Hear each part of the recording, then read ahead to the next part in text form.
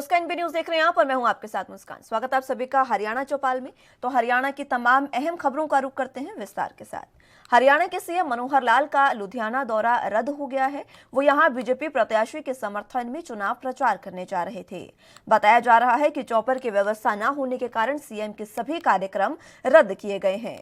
आपको बता दें कि सीएम मनोहर लाल का आज लुधियाना के गांव गिल, जगराओं और कपूरथला में कार्यक्रम था, जहां वो जनसभा को संबोधित भी करने वाले थे।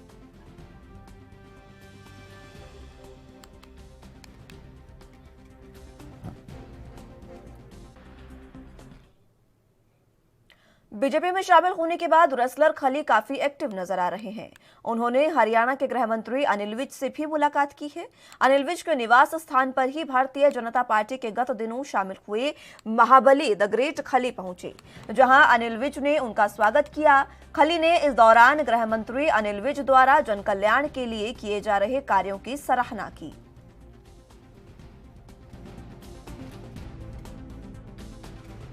देखिए, ग्रेट खली मेरे बहुत पुराने मित्र हैं और अब इन्होंने भारतीय जनता पार्टी में शामिल हो गए हैं।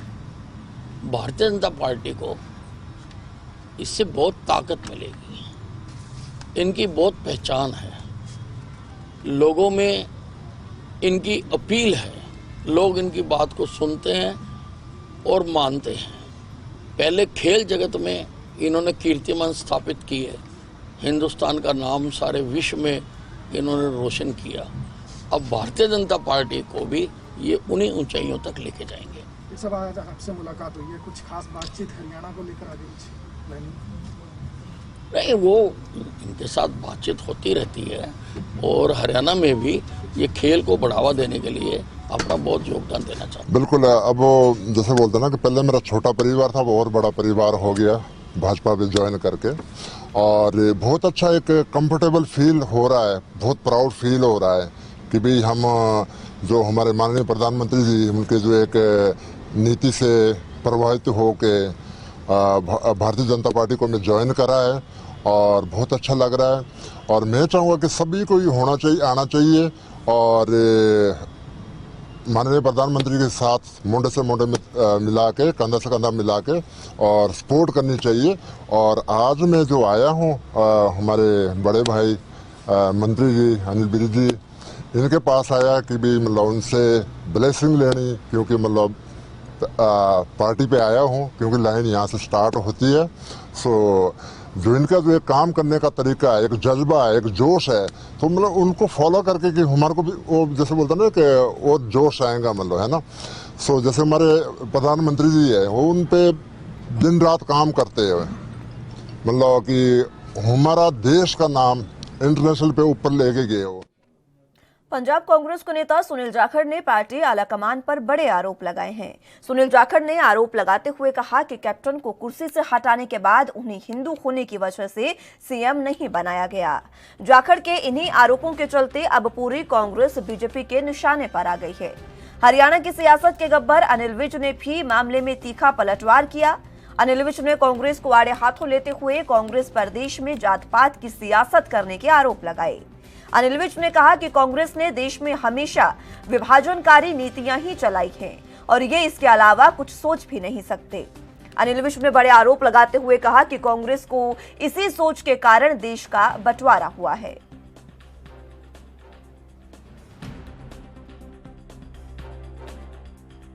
कैप्टन अमरिंदर सिंह को हटाया गया था, तो उन्हें हिंदू होने के कारण सीएम की कुर्सी नहीं दी गई। क्या माना जाए, कांग्रेस में जो जात पात की राजनीति है वो है? देखिए, कांग्रेस ने हमेशा देश में विभाजनकारी नीतियां ही चलाई हैं। ये इसके अलावा कुछ सोच नहीं सकते और इन्हों की इस सोच ने ही इस भारतवर्ष का बंटवारा करवाया। अपने आप को कहते ये सेकुलर हैं, लेकिन धर्म के आधार पर, हिंदू मुसलमान के आधार पर देश का बंटवारा कराया और वो बंटवारा कराया हुआ आज तक हिंदुस्तान को चैन से रहने नहीं दे रहा। वो कभी किसी शक्ल में, कभी किसी शक्ल में, कभी आतंकवादियों की शक्ल में, कभी हिजाब की शक्ल में, कभी किसी और शक्ल में वो सामने आते हैं। बीज कांग्रेस का बोया हुआ है, जो विभाजनकारी बीज बोया हुआ है, उसकी वजह से 5 राज्यों में हो रहे चुनाव के मद्देनजर यमुनानगर पुलिस प्रशासन भी अलर्ट मोड में नजर आ रहा है। उत्तर प्रदेश में दूसरे चरण के चुनाव में यमुनानगर से सटे उत्तर प्रदेश के सहारनपुर में 14 फरवरी को चुनाव होने हैं और ये चुनाव शांतिपूर्वक संपन्न हो, इसके लिए यमुनानगर पुलिस प्रशासन भी सतर्क हो चुका है।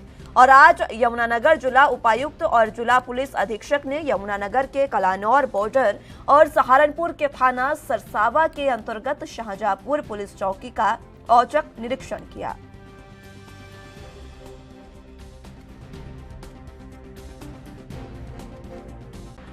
यमुनानगर जिले में जो है, क्योंकि ये बॉर्डर से लगता हुआ जिला है और हमारे साथ जो है यूपी का सहारनपुर जिला पड़ता है, तो चुनाव को लेते हुए हमने पूरे पुलिस प्रशासन ने पूरी तैयारी कर रखी है।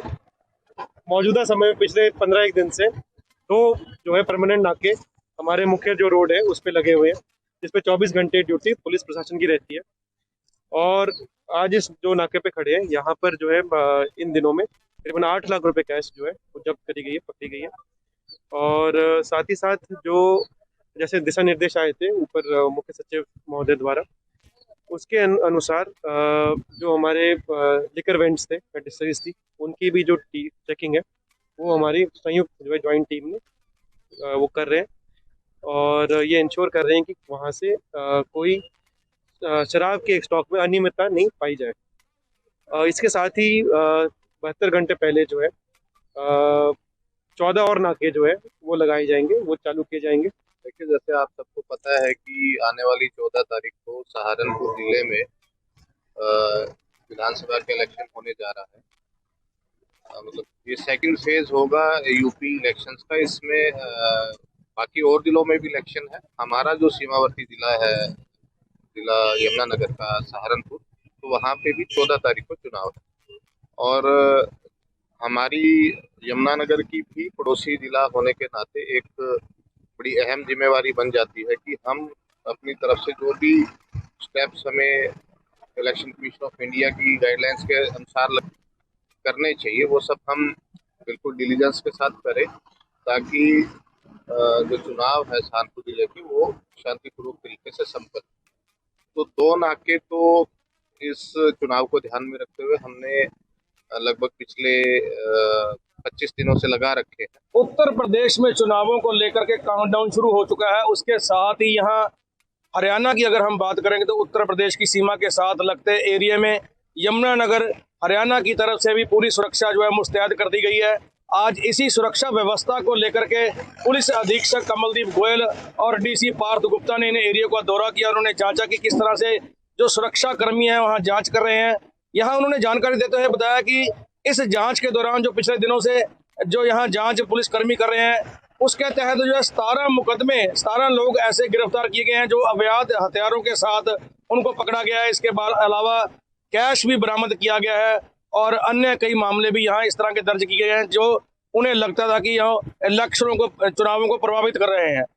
72 घंटे का समय जो है वो सहारनपुर क्षेत्र के एरिया में चुनावों को लेकर के रह गया है। इसको लेकर के जो इस बार एक पहली बार जो है कदम उठाया गया है, जो सीमावर्ती एरिया है हरियाणा की अगर बात करेंगे तो वहाँ भी जो लोगों के पास लाइसेंसी हथियार है उनको भी जो है वो जमा करवाने के आदेश हरियाणा पुलिस द्वारा दे दिए गए हैं। ANB न्यूज के लिए यमुनानगर से मोहित विज। गुरनाम चढ़ूनी से अलग होकर बनी भारतीय किसान यूनियन भगत सिंह ने आज एक प्रेस कॉन्फ्रेंस अंबाला में की, जिसमें राष्ट्रीय अध्यक्ष अमरजीत सिंह ने लखीमपुर खीरी घटना के आरोपी आशीष मिश्रा को जमानत मिलने पर सवाल खड़े किए। उन्होंने कहा कि यूपी के किसान चुनावों में बीजेपी को इसका सबक जरूर सिखाएंगे। साथ ही उन्होंने कहा कि हरियाणा में बारिश से हुई फसल खराब पर सरकार जल्द नहीं अगर जागी तो जल्द ही नया आंदोलन खड़ा किया जाएगा। हम अकेले हमारी सपोर्ट है, SKM जो भी ड्यूटी लगाएगा उसको निभाएंगे और SKM से अपील है कि करड़े फैसले ले। हम एक कोई भी फैसला लेगा जो SKM करड़ा ले, उसके लिए हमारी पूरी टीम तैयार है, जुझारू है। सभी नौजवान साथी हैं लड़ने के लिए, जो भी वो आदेश करेंगे उसको पूरा करेंगे। फसल खराब हुआ है हरियाणा या माला में, उसके लिए क्या करेंगे आप? उसके लिए हमने ज्ञापन दिया भी था, 31 तारीख को भी दिया था, उससे पहले भी मिले थे और आगे भी मिलेंगे। अगर वो कदम नहीं उठाते तो फिर जैसे ओलावृष्टि का आंदोलन हमने लड़ा था, आपको याद होगा 2018-19 के अंदर, तो वैसे हम फिर शांति प्रिय तरीके से डीसी दफ्तर के बाहर बैठेंगे। भारत की पहली ओलंपिक मेडल विजेता और दिल्ली खेल और लगातार खेलों को बढ़ावा देने के लिए खेल विश्वविद्यालय के कुलपति कर्णम मल्लेश्वरी ने यमुनानगर में वेटलिफ्टिंग एकेडमी की शुरुआत की है, जिसमें 12 से 17 वर्ष तक के युवक युवतियों को ट्रेनिंग दी जाएगी, जहां उनके खेलने, रहने, शिक्षा सहित अन्य सुविधाएं भी उन्हें उपलब्ध करवाई जाएंगी। मीडिया से बातचीत करते हुए कर्णम मल्लेश्वरी ने कहा कि हमने जो प्रॉब्लम अपने समय में फेस की है, सुविधाएं नहीं थी, लेकिन आने वाली पीढ़ी को ऐसी दिक्कत ना हो, इसलिए ये एकेडमी शुरू की जा रही है।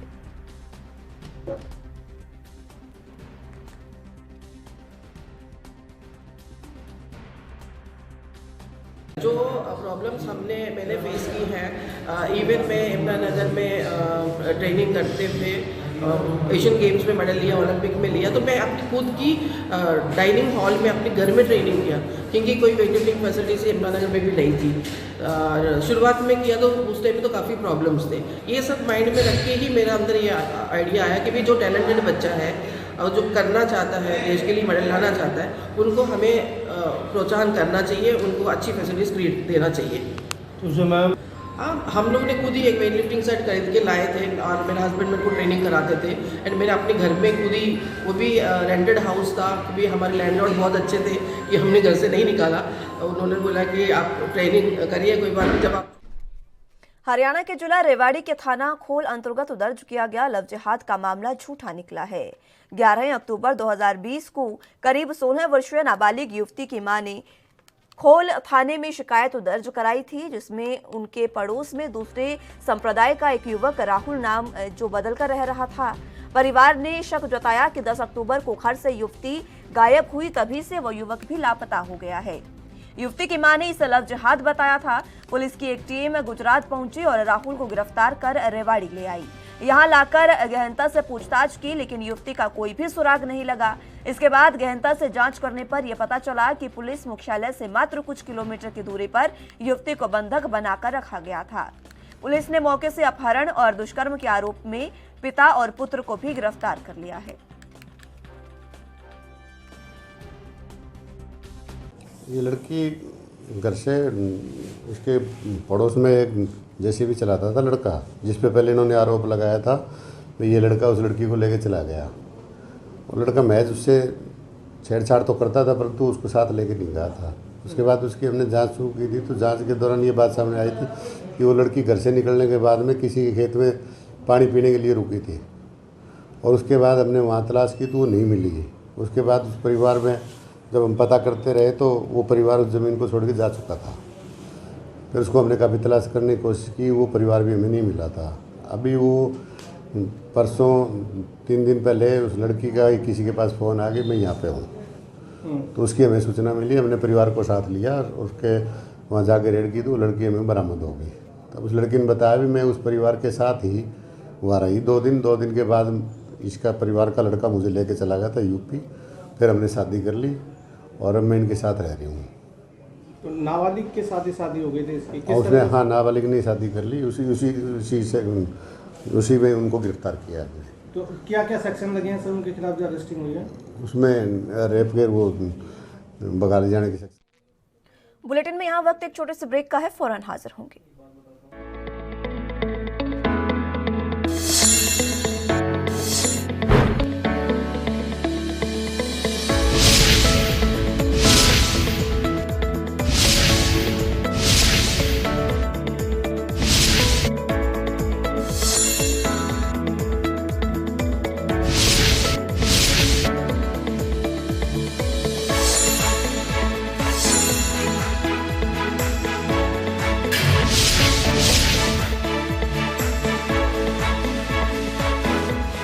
ब्रेक के बाद एक बार फिर से स्वागत है आप सभी का। रुख अगली अहम खबरों की ओर कर लेते हैं।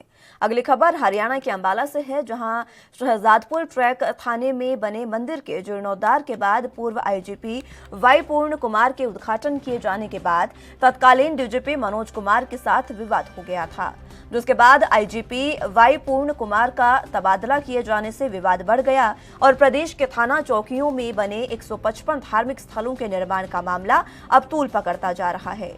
मामले की जांच का जिम्मा हरियाणा नारकोटिक्स कंट्रोल ब्यूरो और एडीजीपी श्रीकांत जाधव को सौंपा गया। हालांकि इस विवाद से जुड़े 4 आईपीएस आईजीपी वाई पूर्ण कुमार, फरीदाबाद कमिश्नर विकास अरोड़ा, सिरसा एसपी डॉक्टर अर्पित जैन और भूंडसी में आईआरबी कमांडेंट भूपेंद्र सिंह से पूछताछ जारी है। इस मामले में शहजादपुर ट्रैफिक थाने में बने धार्मिक स्थल बारे में पूर्व सरपंचों का कहना है कि यहां बना शिवजी का मंदिर थाना बनने से पूर्व गांववासियों ने बनवाया था, जिसमें लोग माथा टेकने आते थे और ये जगह गौचरान की बताई जा रही है।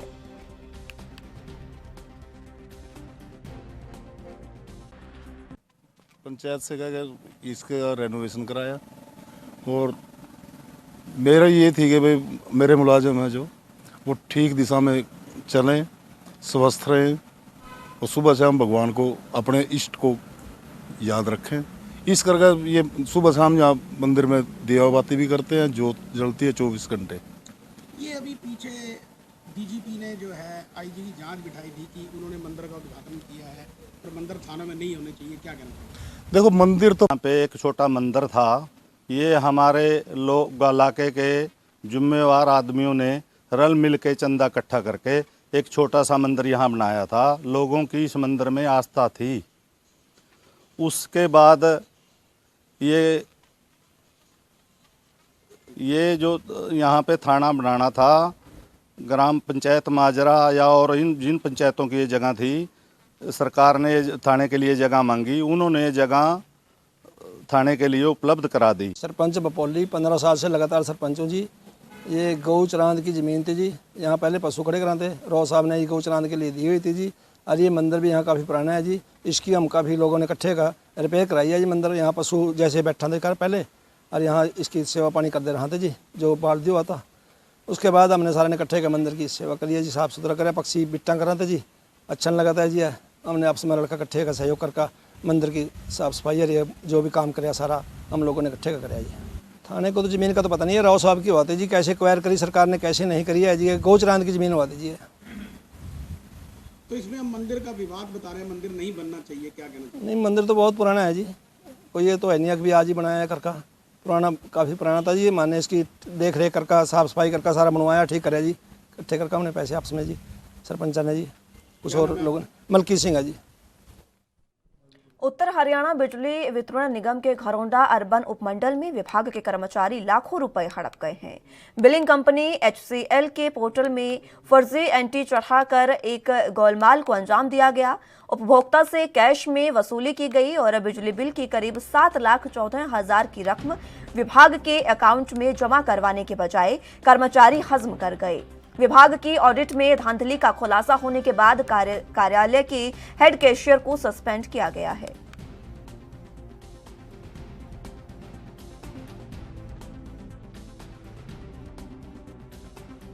ऑडिट पार्टी हमारी आई थी, बिजली बोर्ड की जो ऑडिट पार्टी है, जो हमारे कंज्यूमर की जो बिल भर के जाते हैं, वो जो बिल भर के जाते हैं उसको CCR में एंट्री हो जाती है उनकी। जब ऑडिट आई तो उन्होंने आगे चेक किया तो 31 ऐसे केस मिले जिनकी कोई ऑफिस के द्वारा रसीद इशू नहीं करी हुई थी, ना निगम के खाते में कोई पैसा जमा किया हुआ था, लेकिन वो कंज्यूमर के खाते में पोस्ट मिले 4,57,814 रुपये।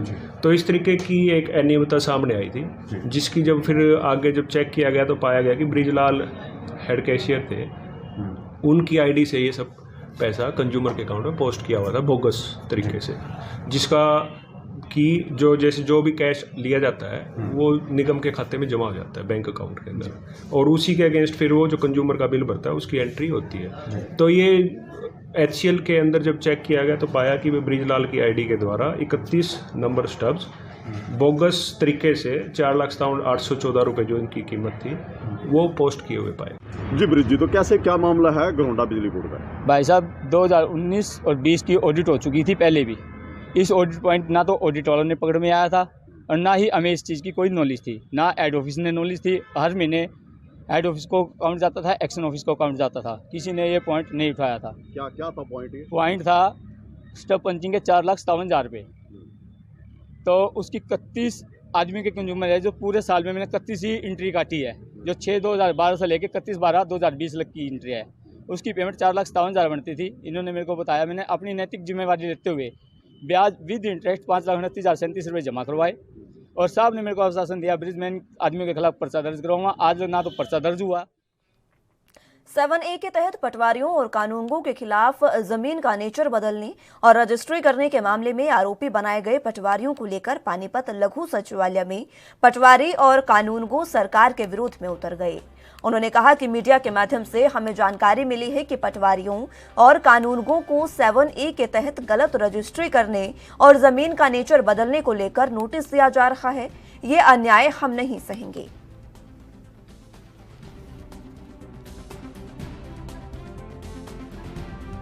मामला ऐसा है जी, कल 9 तारीख को हमारे को सभी को अखबारों से और समाचार पत्रों के माध्यम से पता लगा भाई 7A की रजिस्ट्रियों में जो जांच की गई थी सरकार द्वारा, उसमें पटवारियों के नाम लिखे गए हैं कि भाई पटवारियों ने इसमें ज़मीन का जो है ना चेंज कर दिया, नेचर चेंज कर दिया लैंड का, जबकि पटवारियों का रजिस्ट्रियों से कोई लेना देना ही नहीं होता। रजिस्ट्रियों के अंदर पटवारी की कोई भूमिका नहीं होती। इसलिए आज हम उसके विरोध में हमने जो है ना अपना ज्ञापन जो डी साहब को देना है। डी साहब अभी आने वाले हैं, तो हम चाहते हैं कि भाई बिना किसी की जांच के, बिना किसी उसके किसी भी पटवारी को जैसे दोषी नहीं ठहराया जाए, क्योंकि पटवारियों का रजिस्ट्री में कोई लेना देना नहीं होता। तो हम आज डी साहब से मिलकर के अपना विरोध जताएंगे और हम मांग करेंगे कि भाई सरकार जो है ना बिना किसी जाँच के, बिना किसी उसके किसी भी आदमी को ऐसे दोषी करार ना दिया जाए, क्योंकि रजिस्ट्री के अंदर जो है ना सब रजिस्ट्रार कार्यालय का काम होता है, पटवारियों का इसमें कोई लेना देना नहीं होता। तो आपका कहना है कि बिना किसी आधार के सरकार ने आपको नोटिस दे दिए? हाँ जी, बिना नोटिस तो अभी दिए ही नहीं है सर। समाचार पत्र के माध्यम से हमें पता लगा है कि भाई जो है बिना किसी आधार के इनको दोषी माना गया है, जबकि कई पटवारी तो ऐसे जिनका कोई लेना देना ही नहीं है 7A की रजिस्टर, कई का किसी भी पटवारी का लेना देना।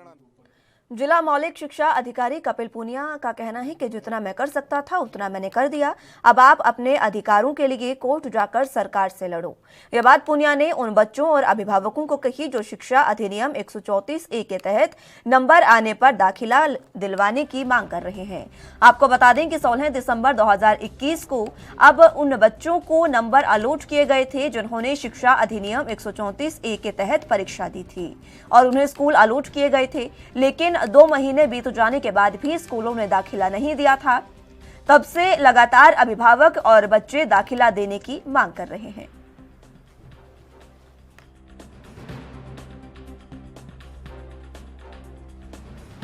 शिकायत लेके रहे थे जिला शिक्षा अधिकारी की खुद की। इन्होंने DSC से लेटर इशू हुए थे चंडीगढ़ से, वो लेटर का जवाब इन्होंने 12 तारीख को लेटर इशू हुआ, 3 दिन के अंदर इनको रिप्लाई देना था और 19 तारीख लास्ट डेट थी, जिसको हमारे बार बार रिक्वेस्ट करने के बावजूद भी और DSC से भी इनको 3 बार इस बारे में स्पष्टीकरण मांगा गया, तब जाके 6 तारीख को इन्होंने उसका जवाब फॉरवर्ड किया है। इससे एक जो है स्पष्ट प्रदर्शित होता है कि शिक्षा विभाग, जिला शिक्षा अधिकारी जो हैं, इनकी और स्कूलों की मिलीभगत है। तो क्या कहेंगे आज, क्या प्रदर्शन क्या है? सर हम यहाँ पे अपने बच्चों इनसे रिक्वेस्ट लेके आए थे एडमिशन के लिए, लेकिन हम यहाँ पे 1.5 घंटे से यहाँ करे, इन्होंने हमारी कोई ढंग से बात नहीं सुनी और हमको उल्टा और इंसल्ट करके हमें यहाँ से बोल दे कि मुझसे तो जो हो सकता था हमने कर दिया। अगर सर इन्होंने हमारे साथ हमारी हेल्प की होती तो आज हम दोबारा इस दरवाजे पर नहीं आते अपने बच्चों को लेकर। इन्होंने हमारी किसी भी प्रकार से कोई मदद नहीं की और अगर कोई मदद की है तो वो भी डिले की है, जिसकी वजह से आज हम सब लोग बहुत परेशान हो रहे हैं। ज्ञापन तो रिटर्न में तो नहीं दिया, लेकिन कुछ अभिभावक आए थे मिलने के लिए 134A के एडमिशन के संबंध में। सेकंड लिस्ट आई है 98 बच्चों की, तो वो एडमिशन अभी प्रोसेस में है, 18 तारीख तक चलेगा उसका प्रोसेस। इनका जो इशू था वो था पुराने एडमिशन्स को लेके, और इनको बता दिया कि भाई जितनी हमारी जो कैपेसिटी थी, जो हमारी लिमिट्स थी, उसके अकॉर्डिंग हमने पूरी मदद की है इनकी और अपना काम भी था ये हमारा कि एडमिशन सबके पूरे हो जाए। हमने अपनी तरफ से पूरे प्रयास किए, फिर भी इनके यूनियन जो है प्राइवेट स्कूल्स उनके कारण कुछ एडमिशन नहीं हो पाए, तो उस संबंध में मिलने के लिए आए थे। दूसरा इशू ये था कि कोर्ट केस के नोटिस की बात है, तो हमने नोटिस इशू कर दिए थे, 116 स्कूलों को नोटिस इशू किए थे और उसके बाद डिपार्टमेंट में भेज दी उनकी सूचना। अब डिपार्टमेंट जो कार्रवाई करेगा वो उनके ऊपर लागू होगी। प्राइवेट स्कूल रेवाड़ी के स्थानीय रोडवेज कार्यशाला में साझा यूनियन के बैनर तले विभिन्न कर्मचारी यूनियन की बैठक आयोजित की गई। इसकी अध्यक्षता प्रधान रवि कुमार ने की। वक्ताओं ने कहा है कि पूरे प्रदेश में सभी यूनियन का साझा मंच बनाया गया है, क्योंकि सभी यूनियन के मांग कर्मचारी हित के लिए है। इस राज्य कमेटी में 4 अलग अलग टीमें बनाई गई, जो कि हर डिपो का दौरा करके 21 फरवरी को रोहतक में आयोजित होने वाली सम्मेलन में सभी कर्मचारियों को एकजुट करेगी। सम्मेलन में रूपरेखा तैयार करते हुए एक बड़े आंदोलन की घोषणा की जाएगी।